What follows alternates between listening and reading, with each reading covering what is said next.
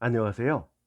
저희 채널은 서울 여의도에 있는 RS 다나 재활의학과에서 응원해주고 있습니다. 격려와 성원에 진심으로 감사드립니다. 그럼 지금부터 작품 만나보시죠. 흙의 이익상. 명호의 아내 혜정은 안마루에서 아침을 먹은 뒤에 설거지를 하다가 손을 멈추고 방 안을 향하여 "저 좀 보세요" 하고 자기 남편을 불렀다. 명호는 담배를 피워 물고 앞에다 신문을 놓고 쪼그리고 앉아서 들여다보다가 혜정의 부르는 소리에 재미스럽게 보던 흥미를 잃어버린 것 같이 얼굴에 조금 불쾌한 빛이 나타나 보였다. 그리하여 그는 허리를 굽혀 암비다지를 소리가 나게 열고는 조금 퉁명스러운 소리로 "왜 그러우?" 하였다. 이와 같이 불쾌한 뜻이 섞여 들리는 "왜 그러우?" 하는 대답에 혜정은 어느덧 그 다음에 하려던 말의 흥미를 절반 이상이나 잃어버리고 말았다. 그리하여 "저 좀 보세요" 하고 부르기만 해두고 한참 동안이나 남편의 얼굴을 바라다 보았다. 그리고 혜정은 남편이 또 무슨 생각에 열중한 것을 짐작하였다. 명우는 어떤 생각에 열중할 때에는 아무리 불러도 대답할 줄도 모르고 또는 대답을 한다 해도 퉁명스러운 소리가 나오던 것이었다. 이와 같이 퉁명스러운 대답이 이 마을로 이사 온 뒤로는 더욱 많아진 것은 명호가 무슨 생각에 열중하는 기회가 많다는 것을 의미하는 것이었다. 그리고 또한 이러한 생각하는 기회가 주어졌다는 것이 혜정에게 대해서는 불쾌한 생각을 느끼는 때가 더 불었다는 것이었다.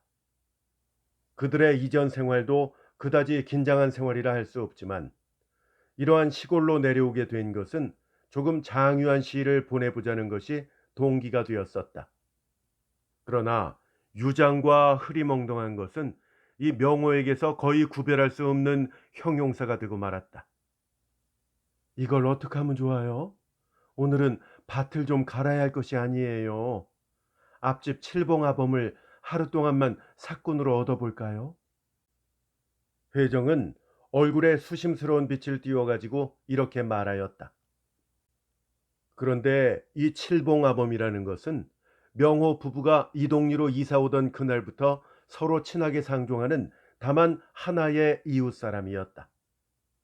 집안에 조금 하기 어려운 일이 생길 때면 흔히 칠봉아범에게 부탁하게 되었다. 그는 젊은 명호 부부를 위해서는 자기 집 볼 일이 있어도 그것을 제쳐놓고 명호의 일을 보살핀 만큼 충실한 이웃 사람이었다. 그러므로 오늘도 바깥일이 급한 것을 걱정하는 혜정이 칠봉아범을 사꾼으로 얻고자 한 것은 자연스러운 일이었다. 글쎄, 어떻게든지 해봐야지. 명호는 겨우 이만한 대답을 하고는 미닫이 바깥으로 담배 연기를 내뿜었다. 혜정은 이러한 흐리멍덩한 대답에 조금 병이 났다. 그리하여 그녀의 말소리는 자연히 조금 높았다. 글쎄라는 말만 하면 됩니까? 어떻게든지 일을 시작하도록 하셔야죠. 그러면 제가 가서 칠봉아범을 불러올까요?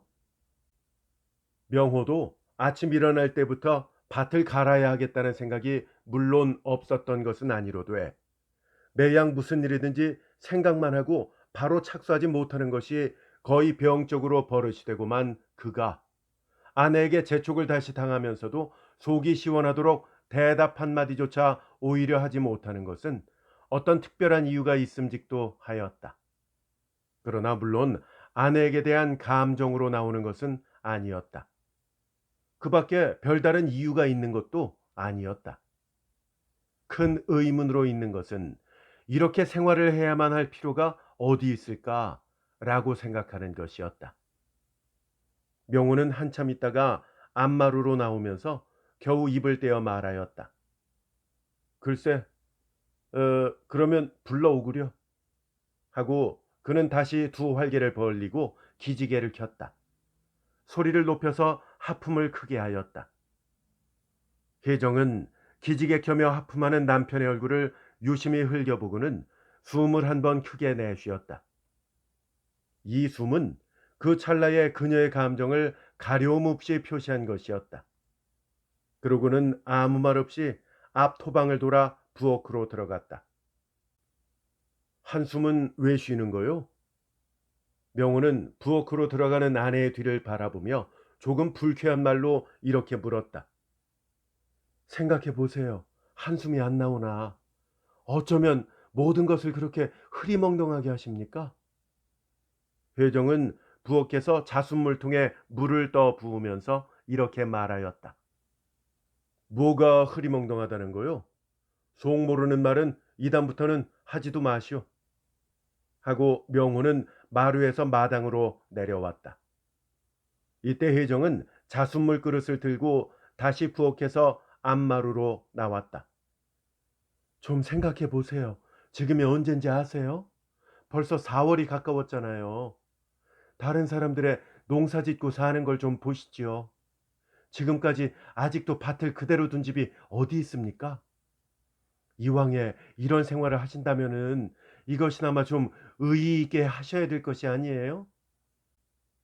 명호는 가만히 듣고만 섰었다. 그에게 대답할 말이 없었다. 혜정은 남편의 대답을 기다리다가 실망한 듯이 다시 입을 열었다. 그런데 어떻게 그렇게 모든 일에 등한하세요? 밭 갈아야 한다고 말씀드린 지가 언젠지 아세요? 벌써 일주일이나 넘었어요. 저는 농사가 어떤 것인지 자세히 알 수 없지만은 때를 놓치면 안 된다는 것은 알아요. 다른 사람들의 밭에는 벌써 싹이 나지 않았습니까? 근데 우리 밭은 아직 괭이 맛도 보지 못하였죠. 어떻게 되겠습니까? 밭이 잘 되고 못 되는 것은 그만두고라도 남들 부끄럽지 않아요? 혜정은 이렇게 숨도 쉬지 않고 한참 동안을 찌꺼리다가 숨이 차올라와 겨우 말을 그치었다. 그러나 또다시 명호에게는 대답할 말이 없었다. 대답할 만한 무엇이 있다 하면 그것은 말할 것도 없이 어떠한 폭군이 충실한 신하의 가한하는 말을 들을 때 취하는 조폭한 태도나 언사 같은 것이었을 것이다. 혜정은 다시 말을 내었다. 이번에는 애원하듯이 말하였다. 저 좀 보세요. 이런 농촌에서 뭘 하려고 고생할 필요가 있어요? 이런 생활, 불철저한 생활은 그만두고 우리에게 적당한 도회로 가는 것이 어때요? 손발이 희고 고운 사람에게는 이런 생활을 하겠다는 것이 벌써 틀린 수작이라고들 해요. 암만 해도 당신 성격에는 농촌 살림은 적당치 못해요. 이것은 명호에게는 참을 수 없는 실망과 비애를 주는 말이었다. 여보, 그런 쓸데없는 말은 그만하구려. 이제 와서 그런 말을 하면 무슨 소용이 있어? 그만두려거든 당신이나 그만두고 이전처럼 가서 다시 지내구려. 혜정은 이러한 최후의 말에는 무엇이라 대답할 수 없었다. 명호 부부는 이런 말다툼이 일어날 때에 두 편이 다 같이 흥분한 태도를 가지는 일은 이전부터 있었다. 그리하여 어디까지든지 자기를 주장하는 것이 자기들 생활에 얼마나 큰 영향을 줄는지 그것을 그들은 알았으므로 한편이 격앙할 때는 한편은 누그러져 버렸다. 이것이 가장 그들로 하여금 오늘까지의 결혼 생활을 파멸로 인도치 않은 큰 원인이었다. 말하자면 이 부부의 사이를 떨어지지 않도록 꼭 붙게 한 거멀못이었다. 그리하여 혜정은 두말하지 않고 바깥으로 칠봉아범을 불르러 나갔다.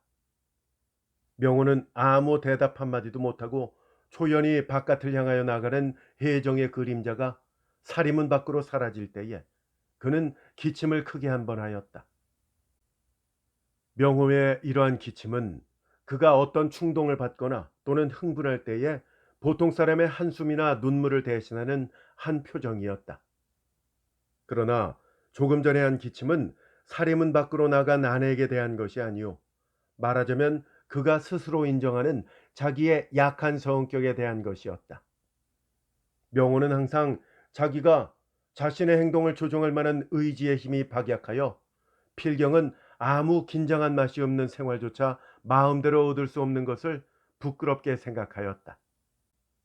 그러나 이것은 자기 의지가 박약한 것만이 원인이 아니라 시시각각으로 일어나는 일과 또는 귀와 눈의 활동이 있는 이상에는 반드시 아니 보이고, 아니 들리면 아니 될 여러 가지 사상이 도리어 자기라는 육과 영의 화합이 아니요 혼합인 덩어리를 절망의 구렁으로 떠미는 것이 생에 대한 권태를 일으키고, 이 권태가 다시 얼마 남아있지 못한 기력을 소모하는 것이라고 생각하였다.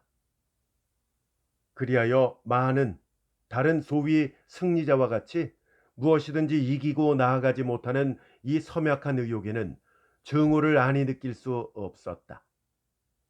이러한 증오를 느끼게 되는 것도 그가 어떠한 동기로든지 무슨 충동을 받을 때 일이요, 평상시에는 염두에 올리지도 않는 것처럼 태연해 보였었다.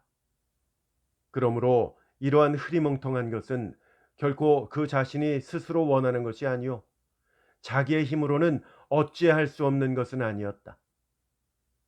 어떤 때에 냉정히 자신을 비판할 때는 자신에게 반드시 두 가지의 다른 형식으로 표현된 이중 성격이 있음을 부인할 수가 없었다. 결국은 자기 자신의 불순을 느끼는 동시에 다른 모든 것이 불순해 보였다. 따라서 모든 것을 부정하는 처지에서 바라보고 싶었다. 모든 것을 부정하는 그에게는 제왕도 없었다. 모든 권력도 없었다. 이상도 없었다. 있다 하면 그것은 자기의 힘으로도 어쩔 수 없는 생활의 힘이었다. 날카로운 비수를 가슴에 댄다 해도 그의 전인격이 그것을 두려워하는 것이 아니오, 다만 생활하겠다는 본능이 그것의 위협에 전율할 뿐이었다. 이렇게 대담하면서도 어떤 때 곁에서 보는 사람이 웃을 만큼 쉽게 그는 희로의 감정을 나타내었다. 또는 자기와 친한 친구나 친척이 죽었다는 말을 들을 때에 오히려 눈썹 하나 까딱하지 않고 사람이란 죽는 것이니 할 수 없지. 언제든지 반드시 죽을 테니까. 그가 사람인 이상에는. 이라고 다른 사람들이 저 사람한테는 뜨거운 피가 있는지 없는지 그것을 의심할 만큼 냉혹해 보였다. 그러한 대신에 어떤 때는 소설 같은 것을 보다가도 눈물을 흘리게 돼서 보드라운 감정을 가진 것도 보였다. 지금 이러한 병호가 초연히 사리문 밖으로 나간 아내를 보고 아무 느낌이 없을 수는 없었다.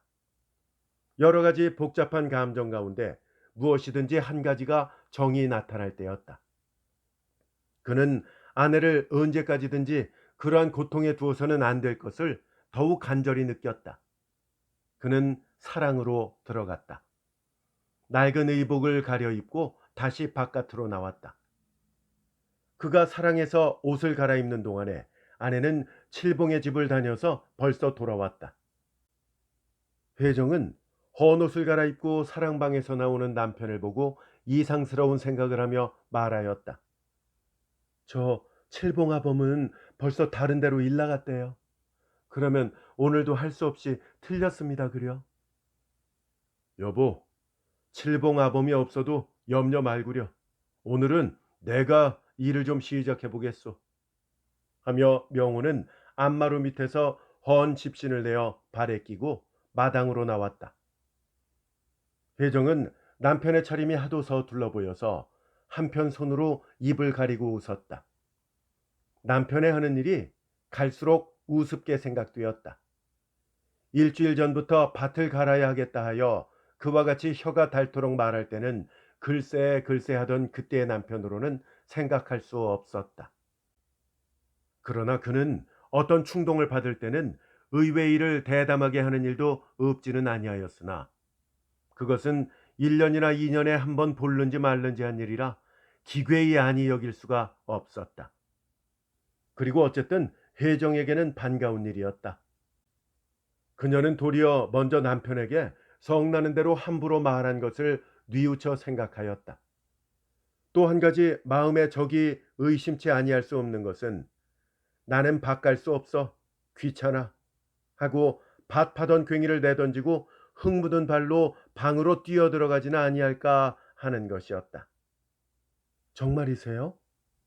정말이야. 그러면 저도 가서 도와드릴까요? 하고 혜정은 안방으로 들어가 끈아풀로 허리를 단단히 졸라매고 수건으로 머리를 덮었었다. 그리고 바깥으로 나왔다. 명호는 괭이를 메었고 혜정은 호미를 들었다. 그리하여 부부는 자기 집 뒷밭으로 나갔다. 봄날 아침 하늘빛은 엷은 망사와 같은 아지랑이를 통하여 희푸르게 흐릿해 보였다. 그 사이로 흘러내리는 광선은 오히려 호득호득하였다. 이따금 불어가는 바람은 미지근한 손으로 봄볕에 흐듯해진 그들 부부의 뺨을 문질러 주었다. 며칠 전 비에 젖은 아직 물기 있는 흙덩이를 밟을 때에 그들은 이상스러운 촉감을 느꼈다. 담 밑의 양지에 파릇파릇한 인제에 움나는 풀과 울타리 밖에 자줏빛 페인트를 칠한 듯이 붉고도 윤택해 보이는 포플러 가지빛은 봄 하늘빛과 조화되어 보드라운 자극을 주었다. 그들은 신발을 밭도랑 언덕에 벗어놓고 맨발로 밭 위로 올라섰다. 그들의 희고파리한 발빛과 흙의 거무충충한 빛과는 너무나 부조화해 보였다. 모래와 돌멩이 섞인 껄끄럽고 단단한 흙 위에 그들의 희고도 연한 살이 닿을 때에 그들은 반사적으로 발을 움츠렸다. 발바닥 밑에는 타도가 뚫렸다. 그들은 다만 발 뒤꿈치와 앞부리로만 땅을 디뎠다. 비로소 이 땅을 밟는 데에 어떠한 경건한 마음을 느낀 것처럼 그리하여 그들은 될 수 있으면 뒤꿈치나 그렇지 않으면 앞부리의 하나로만 땅을 디디려 하였지만 대지의 힘은 그들 전체를 흙 속으로 깊이 끄집어 당기려 함인지 발바닥의 전 면적을 요구하였다. 혜정은 아이고 따가워요. 간지러워요. 하며 명호를 바라보았다. 명호 역시 괴상스럽게 찡그린 얼굴로 혜정을 바라보았다. 명호는 아이고 얼른 시작합시다 하고 괭이를 들어서 밭 한편 구석에 붙어 파기 시작하였다. 그러나 팔에 힘을 잔뜩 들인 괭이는 그렇게 깊이 그 날이 흙에 파묻히지 않았다. 혜정은 남편이 파놓은 흙덩이를 호미로 깨뜨리고 골랐었다. 그들의 흰 발등에는 어느덧 검은 흙이 덮였다. 그리고 발의 간지러움과 따가운 것을 느낄 만한 신경은 벌써 마비되고 말았다. 혜정의 고운 손가락 끝은 흙투성이가 되고 말았다. 그들은 봄날의 따뜻한 광선과 흙냄새에 취하였다. 두 가슴에는 아침에는 뜻도 못하였던 행복감을 다 각각 품게 되었다. 그들이 봄바람이나 흙냄새에 취하였다는 것보다는 차라리 이러한 순간의 행복감에 취한 것이었다. 혜정은 언제든지 남편이 이처럼 용기를 내어 일하는 용사처럼 여겼다. 그리고 영원히 무슨 일이든지 용맹을 내는 그런 일꾼이 되기를 바랐다. 또 자기는 언제든지 남편의 뒤를 따라다니며 그 뒤에 추종하는 사람이 되고 싶었다. 그런 데서 자기의 행복을 발견하고 싶었다. 명호는 자기가 평일에 동경한 생활의 세례를 오늘에야 처음으로 받은 듯하였다. 그러한 경건조차 그는 느꼈다. 그리고 자기의 발밑에서 그의 괭이로 파 뒤쳐놓은 흙덩이를 아무도 없이 호미로 깨뜨리고 앉아있는 혜정을 내려다볼 때에 지금까지는 얻을 수 없던 서로 이해하는 반려를 얻은 듯하였다. 어느 때까지든지 변함없이 저와 함께 괴로움을 나누는 착실한 동무가 되기로 마음으로 원하였다. 이러한 행복스러운 생각이 손이나 발과 같이 머리를 활동시키면서 그들은 일을 이어서 하였다.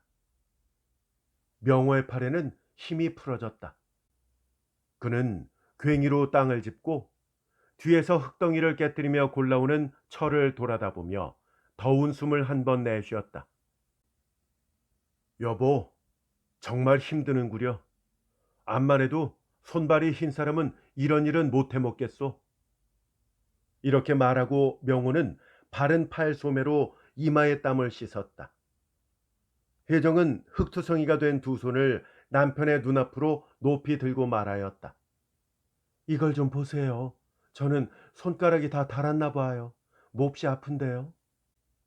이와 같이 말할 때는 흰 수건 밑으로 일하느라고 상기한 얼굴이 더욱 아름다워 보였다. 그녀의 이마와 입모습에는 땀이 가늘게 구슬처럼 맺혔다. 명호는 아내 반짝거리는 눈을 수건 밑으로 바라다 보다가 다시 괭이질을 시작하였다. 그리고 말하였다. 여보, 우리 같은 사람은 이런 것은 못해 먹을 팔자인 모양이야. 정말 힘들어서 못 견디겠는데. 팔이 아프고 숨이 차서 할 수가 없는 걸 어떻게 할까? 그러면 좀 쉬어가면서 하시지요. 쉬기야 쉬겠지만은.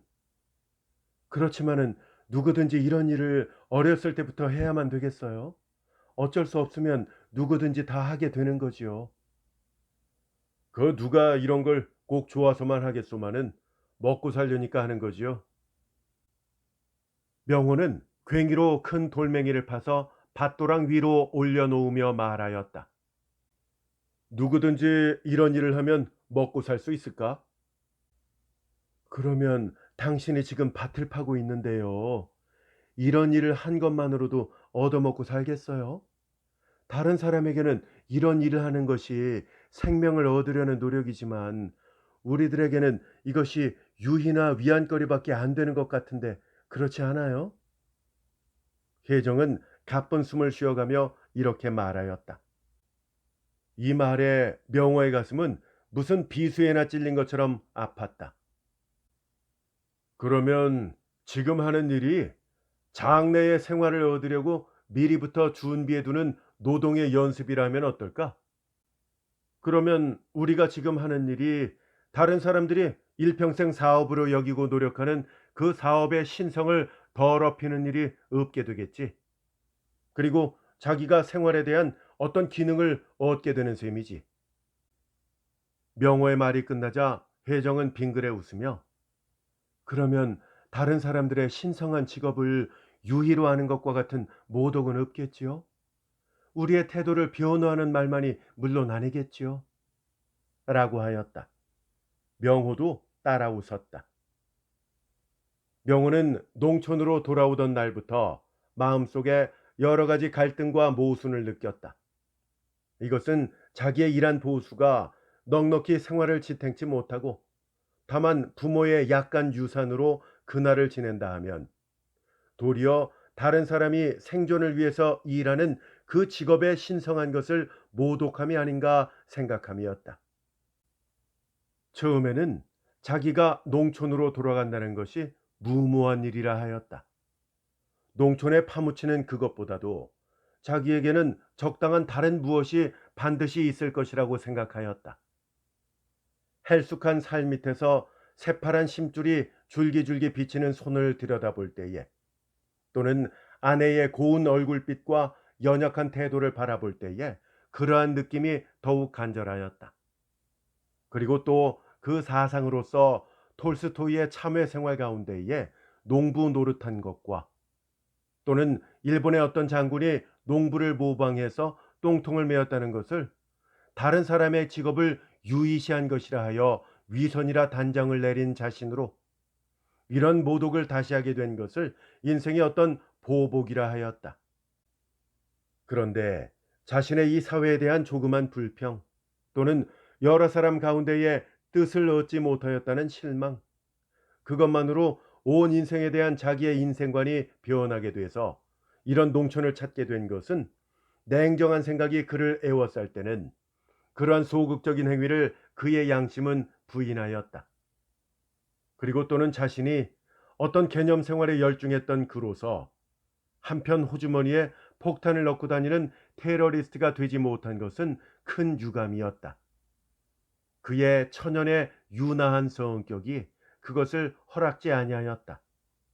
그는 항상 혼돈한 사회에서 몹시 자극받을 때는 어떤 테러리스트가 되든지, 그렇지 않으면 극단이라 할 만한 은둔적 생활을 하는 것이 자신의 배태한 생명력을 신장시킴이라 하였다. 명호는 이 두 가지를 두고 오랫동안 생각한 결과 그는 T라는 남쪽 나라의 따뜻한 지방으로 돌아오게 된 것이었다. 이러한 의견에 대하여는 처도 찬성하였었다. 이처럼 퇴냐 퇴냐 하는 갈림길에서 퇴를 취한 그로서도 오히려 다른 사람의 직업 모독함이라는 데서 그동안 오래 괭이 잡기를 주저하게 된 것이었다. 그러다가 오늘 아침에 우연한 기회에 혜정이 흐리멍덩하다고 한 말이 오랫동안 생각하느라고 피곤한 명호의 신경에 자극을 주어서 그를 이 밭으로 끄집어내게 된 것이었다. 그리하여 그들은 여러 시간을 두고 여러 가지로 장래에 대한 생활을 꿈꾸면서 일을 계속하였다. 낮이 조금 지났을 때에 그들은 밭을 거의 다 갈았다. 새삼스럽게 기쁨을 느꼈다. 자기들의 미미한 힘에 오히려 이러한 땅을 갈고 에너지가 잠재한 것을 느꼈다. 그리하여 몸이 피곤한 것을 거의 잊어버릴 만큼 기뻐하였다. 벌써 다 됐어요. 이제는 씨를 뿌려야죠. 이렇게 말하고 혜정은 씨앗을 가지러 갔다. 명호는 괭이를 잡고 우두커니 서서 파놓은 밭의 흙을 들여다보았다. 이때 뛰어노는 흙 냄새는 몹시 향기로웠다. 그는 흙을 두 손으로 담숙히 쥐어서 온몸에 뿌리고 싶었다. 혜정은 바쁜 걸음으로 씨앗 주머니 넣은 상자를 가지고 왔다. 상자를 밭도랑 위에 내려놓고 씨앗 주머니를 하나씩 펴보며 남편을 향하여 이건 파씨고요.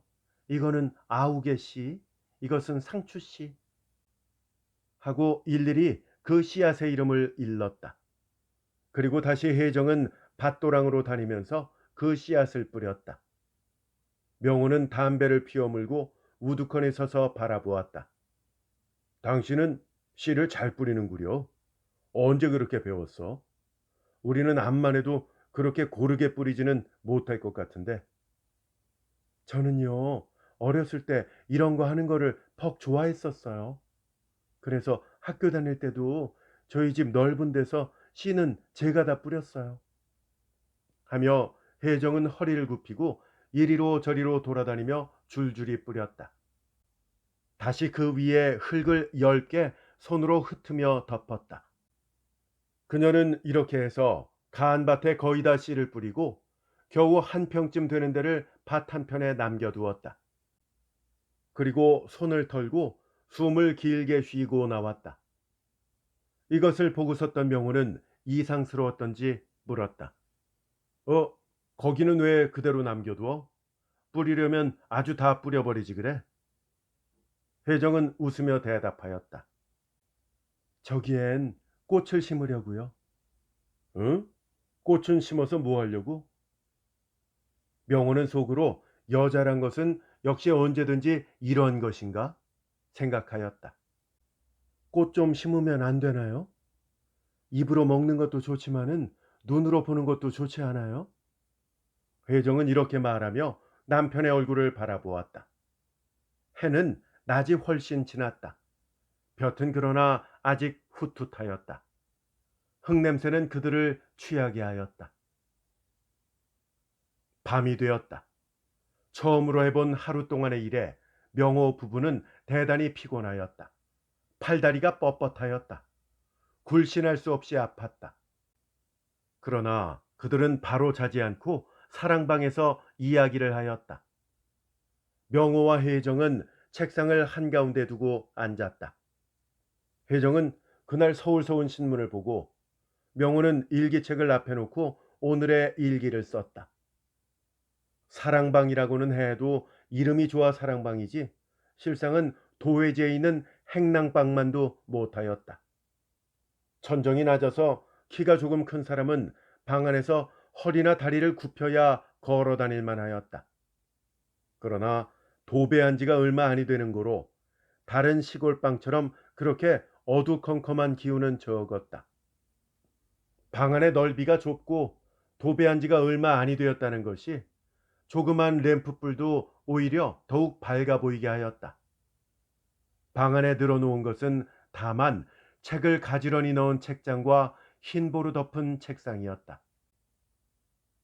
그러나 이처럼 비교적 정결한 방에 다른 동네 사람들이 손님으로 온 일이 극히 적어서 이 방에서 서로 쓸데없는 이야기나 독서로 날을 보내던 터였다.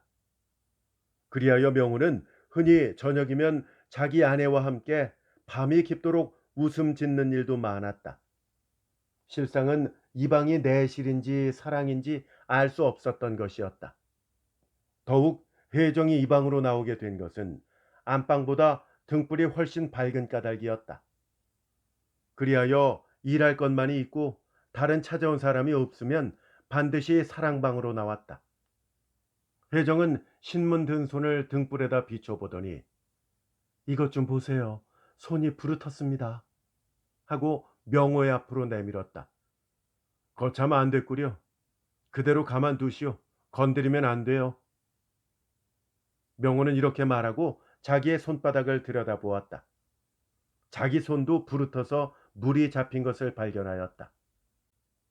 그는 손을 아내가 자기 앞에 내어 보였듯이 자기 아내에게로 자기 손을 내어 보였다. 어? 나는 두 군데나 물이 잡혔는데 이제는 일만 하면 손이 부르트겠지요. 혜정은 걱정스러운 듯이 말하였다. 물론 그럴 테지. 부르터지다 못하면 나중에는 칠봉이 어머니 손처럼 되겠죠. 명호는 웃으면서 이렇게 말하였다. 혜정은 칠봉 어멈의 손을 생각하였다. 그 손을 뭐라고 형용해 말할 수가 없었다. 그 장작개비같이 굵은 손가락, 외호박처럼 쭈글쭈글한 손등, 주먹같이 툭툭 나불거진 손가락마디. 그녀는 몸을 떨었다. 그리고 다시 그 곱게 흩는 선과 선으로 된 자기 손을 내려다보았다. 그 토실토실한 살비듬, 잘쑥잘쑥 들어간 손가락마디, 수정처럼 얼굴이 비칠 듯한 고운 손톱. 아, 이 모든 것이 그렇게 변한다고 생각할 때에 그는 다시 몸을 떨었다. 또다시 남편을 바라보았다. 곱슬곱슬한 머리와 총기가 듣는 듯한 눈이며 패리운 듯하나 그래도 고상해 보이는 얼굴빛이 더욱 귀엽게 생각났었다. 그러면 당신도 필경은 칠봉아범처럼 그렇게 되겠죠? 10년이고 20년이고 이렇게 지내면 말이에요. 그렇게 되겠지. 뭐 사람은 다 같은 사람이니까. 뭐 똑같은 환경에 있어서 나 혼자만 변치 말라는 법이 어디 있겠소? 그렇게 변하는 것이 당연한 일이지. 혜정은 머리가 다시 휑휑 내돌렸다. 그리고 앞이 캄캄한 듯하고 정신이 아찔하였다. 칠봉아범의 험상궂은 얼굴, 비굴해 보이는 웃는 입, 썩은 생선 눈깔 같은 희물근 영기 없는 눈, 손가락처럼 보기 싫게 나불거진 손과 다리에 보이는 심줄, 이 모든 것이 눈앞에 떠올랐다. 그녀는 다시 나직이 한숨을 휙 내쉬었다. 명호는 쓰던 일기의 끝을 막고 혜정을 향하여 여보, 내가 지금 쓴 일기를 읽을 테니까 좀 들어보시오. 하고 가늘게 명료하게 읽었다. 나는 테러리스트가 되지 못하였다. 그러한 모험할 성격이 없는 것은 큰 유감이다. 명예와 공리만을 위하여 인간의 참 생활에서 거리가 너무나 먼 단적 문제에만 군의하는 이매망량과는 언제까지든지 길을 같이 할 수 없다. 나는 그러한 비열한 생활 수단을 취하여 사회적으로 성공자가 되는 것보다 차라리 자기 야심을 속이지 않고 진실한 내면의 요구에 응하기 위하여 사회적으로 실패자가 됨을 도리어 기뻐한다. 나는 이 첫 시험을 다른 사람의 직업의 신성을 더럽혔다. 그러나 나는 나의 생을 개척하는 길은 다만 여기에 있음을 믿은 까닭에 때의 늦음을 돌아보지 않고 살아가는 첫 연습을 하였다. 첫 걸음을 배웠다. 그러나 이것이 또한 영원히 우리의 시달린 영을 잠재워 줄 것으로 믿을 수는 없다. 나는 이 세상에 믿는 것이 없는 까닭이다. 그때가 되면, 우리 생활을 다시 핍박하는 그때가 오면, 나는 다시 이곳에 불을 놓고 밭을 해 뒤치고 논을 내버리고 표랑의 길을 떠나자. 그럴 때에 가치가리가 없으면 나는 혼자 가자. 끝없는 곳으로. 그러다가 들 가운데 거꾸러져 죽어도 좋고 바다에 빠져도 좋다. 나는 그때를 무서워하지는 않는다.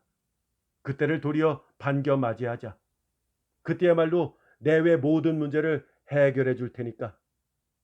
그러나 그러나 오늘의 흙냄새는 사향보다도 더 향기로웠다.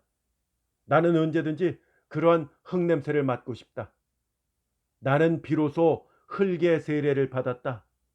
흙의 세례를 받았다. 여기까지 읽고 그는 일기책을 접어 책상 장에다 놓으면서 그 다음은 읽을 것 없어 하였다. 회정은 일기를 한마디도 빼놓지 않고 들으려고 매우 주의를 하는 듯하였다. 그녀의 눈에는 눈물이 그렁그렁해 보였다. 명호는 다시 철을 향하여 고적에 쌓인 듯한 웃음을 웃으며 이렇게 말하였다. 여보, 알겠소. 이런 생활이 당신에게 맞지 않거든 언제든지 당신 좋을 대로 하시오. 나는 당신이 어떻게 하든지 그걸 조금도 원망치 않을 테니까. 혜정은 아무 말 않고 가만히 남편의 얼굴을 쳐다보다가 원망스러운 듯한 빛으로 말하였다. 이제 와서 그런 말씀을 하실 것이 뭐가 있어요? 물론 그래요. 내가 언제든지 이러한 살림에 실증이 나고 또 당신과 서로 나눠야 할 필요가 생기면 당신의 말씀을 듣지 않고라도 내 마음대로 할 거예요. 그것이 우리가 처음에 서로 만날 때부터 서로 약속한 것이니까요. 당신도 언제든지 이 혜정이가 주체스럽거나 또 혜정 때문에 당신이 참으로 해야 할 일을 못하게 되거든 미리 말씀해 주세요. 그때 나는 당신을 위해서 눈물을 머금고라도 당신을 떠나갈 테예요. 명호는 다시 천장을 한참이나 쳐다보았다. 혜정은 눈물이 고인 눈으로 다시 신문을 들여다보았다. 그들 사이에는 잠깐 동안 침묵이 계속되었다. 혜정은 신문을 한참 동안 아무 말 없이 굽어보다가 남편을 불렀다.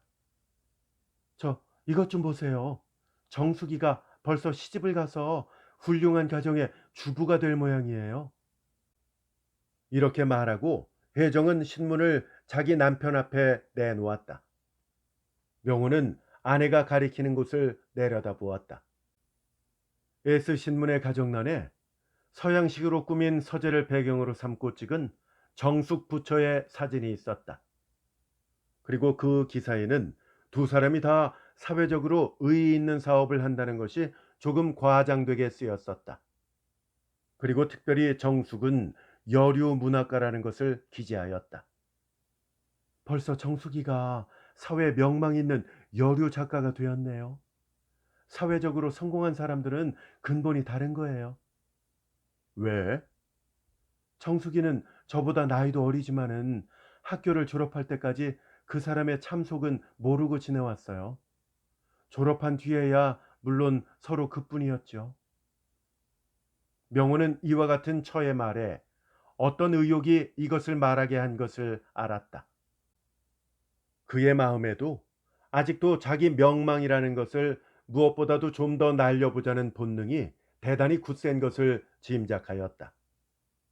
이것을 상상할 때에 명호의 마음을 점령한 고적은 그 두 동갑되는 힘으로 그를 괴롭게 하였다.